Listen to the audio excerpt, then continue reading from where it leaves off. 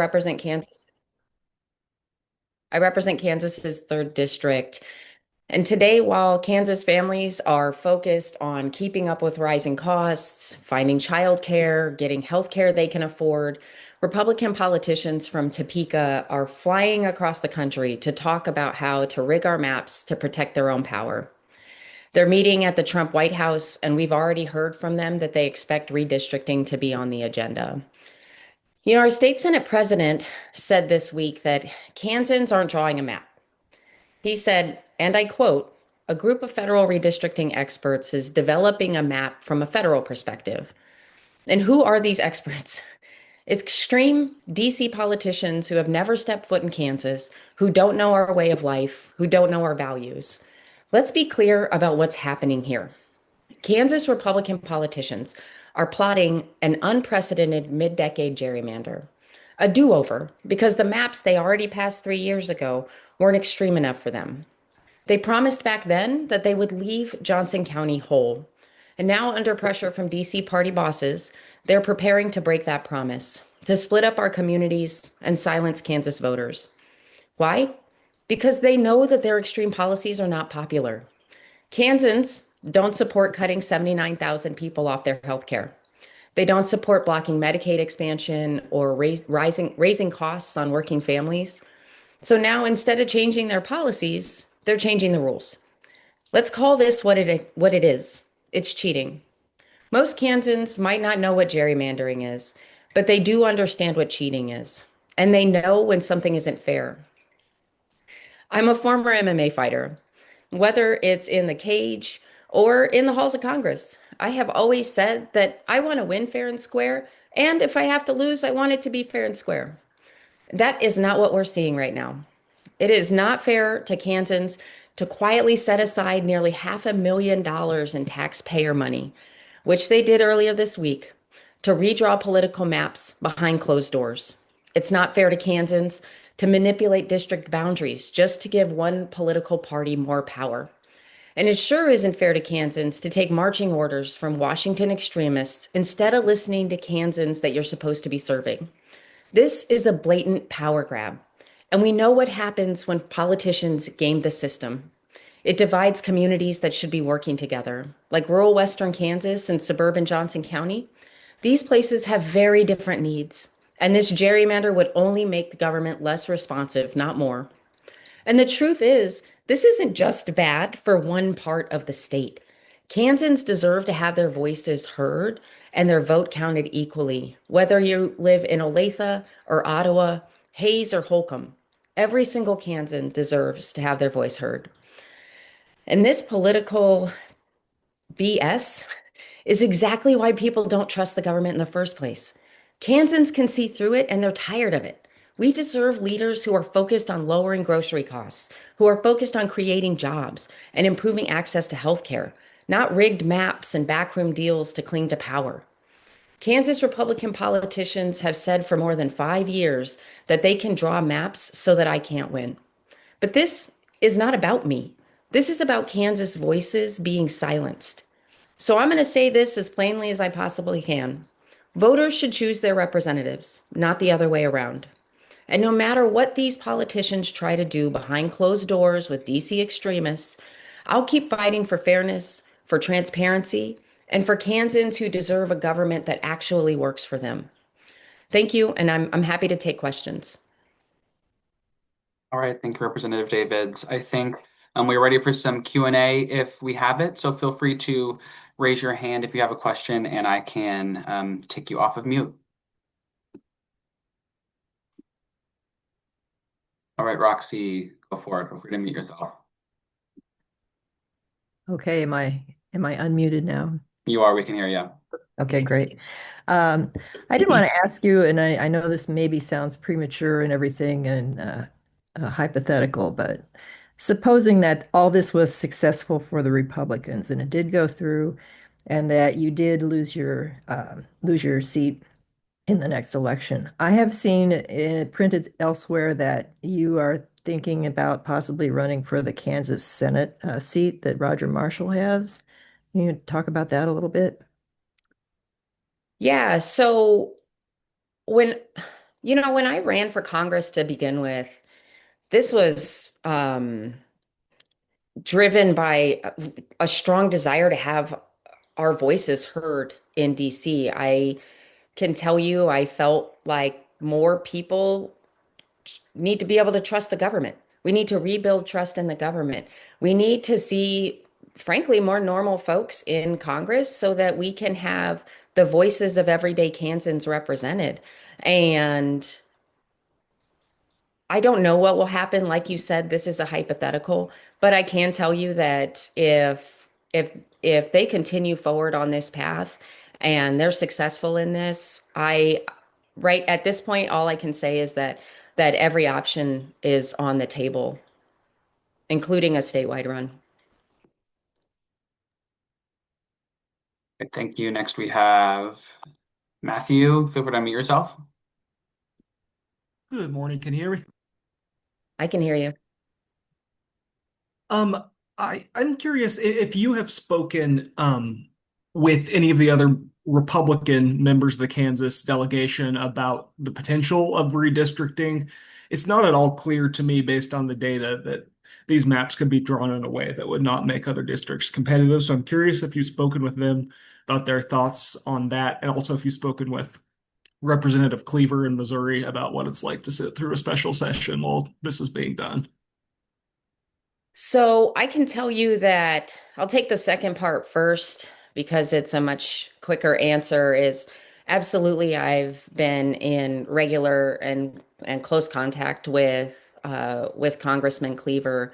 Emmanuel Cleaver is not just a colleague, a close colleague, not just because of the region, but also because we have really developed a strong friendship. We work together on a lot of pieces of legislation for the benefit of the Kansas City metro area. And I've been in regular contact with him about that. The process is so different in Missouri that a lot of it is just getting updates from each other and being supportive of each other. To the first question about my colleagues, I will say that I have not had personal conversations with my colleagues. And some of that has to do with the fact that Speaker Johnson has continued to cancel votes and not bring us back into session.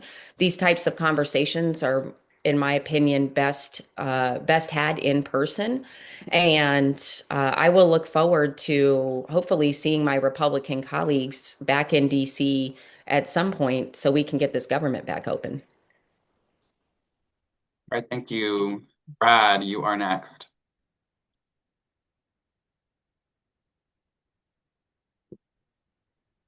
Brad, feel free to unmute yourself. Can you hear me? There you go. Can you hear me now? Yes. Yep. Hi, Good Brad. morning, Good morning. Good morning, Congresswoman. Two questions. One that might be a little bit repetitive, but I'll start with the first one being is what is your legal strategy in terms of if this passes, and I presume it would if they can actually get the signatures, but that seems to be in doubt. But if they pass it, what is your legal strategy for responding to that? And secondly, relate off of kind of the first question about your election plans. You said all things were on the table. Would that include also running in any district? If you get redistricted out, would you run again for Congress? I know the first question was about the Senate, but would you run again for Congress? So if you can take those, I'd appreciate it. Thank you. Yeah, that's a great question. So hold on. Wow, I'm so sorry. I did get distracted by the additional things popping up on the Zoom. What was the first question? First Oh, the question was legal your strategy. legal Yes, strategy. thank you. Apologies. Okay. Um, I mean, we're absolutely uh, gearing up and we'll be ready to fight this in court if they continue down this road and are able to get a redistricting or gerrymandering done. I can tell you that in the last time when the Republican legislature did this 3 years ago and already gerrymandered the maps, we challenged it in court. We fully anticipate and are gearing up to do that again. I I am not that kind of lawyer, so I wouldn't want to get into the specifics about the legal arguments at this point, but I can tell you that we're gearing up for it. And then to the second question, the real answer is that is to be determined because all of this is happening behind closed doors, which is one of the more frustrating parts about this is that we know that the Republican legislators are coming out to the White House and are going to get their marching orders, but Kansans have yet to see what their plan is. And I can't tell you what the future steps look like because so much of this is happening behind closed doors. And frankly, that's a big part of the problem as well. Rick Davids. Anyone else have a question for us this morning? Right, Roxy, go for it.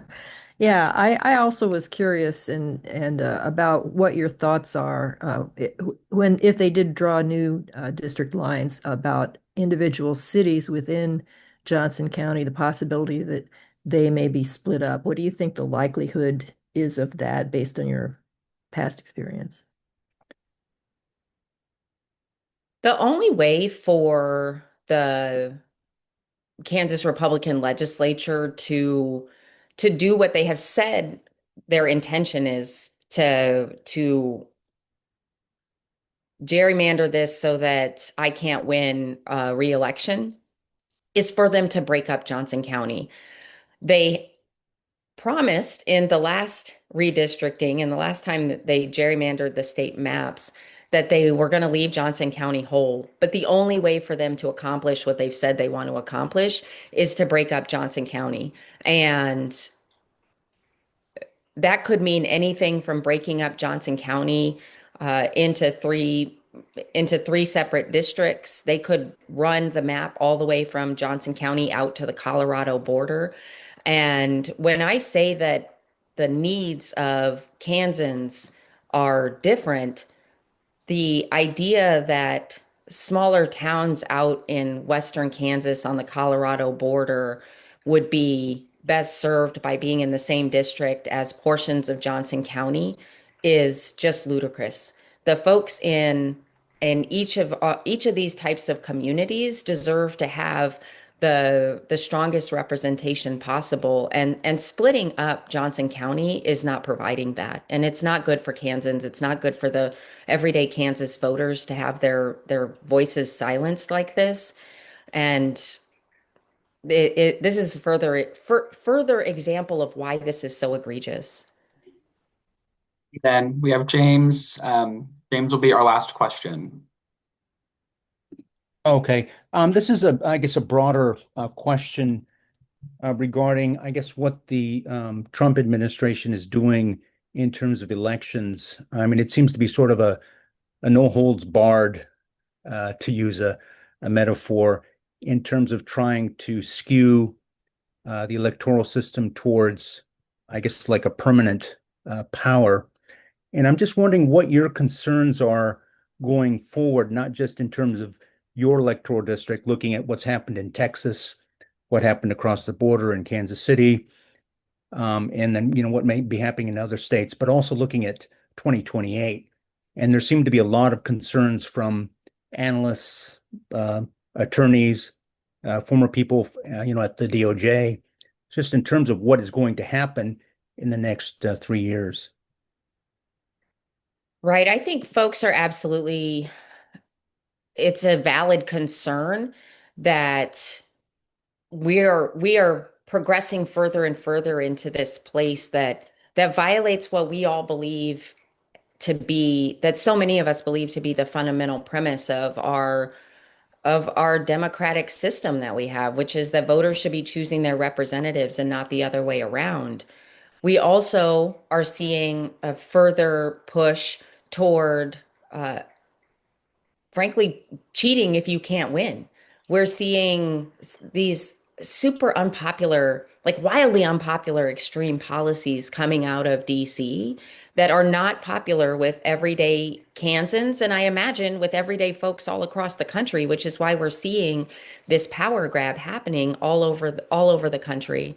Donald Trump kicked this whole thing off because he knows that they can't win unless they cheat. And no matter what, the I can tell you, Kansas voters are, every time we have this extreme stuff happening in our state, we push back. We pushed back when they tried to change the Constitution. We pushed back when Sam Brownback was running our state into the ground with his failed tax experiment. And we're going to continue to push back. And I'm looking forward to working with folks, not just in Kansas, but anyone who wants to join in this fight against breaking down our basic democratic values and making it so that we ensure that voters are choosing their representatives and not the other way around. But people should be concerned, and we've seen gatherings in Johnson County in Kansas where hundreds of people are coming out because they know that this isn't right. And I hope that we see that all across the country too. Right. Thank you so much, Rev Davids. Thank you so much, everyone, for joining. I know, Roxy and Morgan, you had a couple more questions, so feel free to send those over to me afterwards separately, and I'm happy to take a look at those. But we'll be posting a recording of this on Rep David's campaign YouTube page, so you can find it there if you didn't get to record it. But thanks again for being here. Reach out if you have any questions. Happy to be a resource. So take care.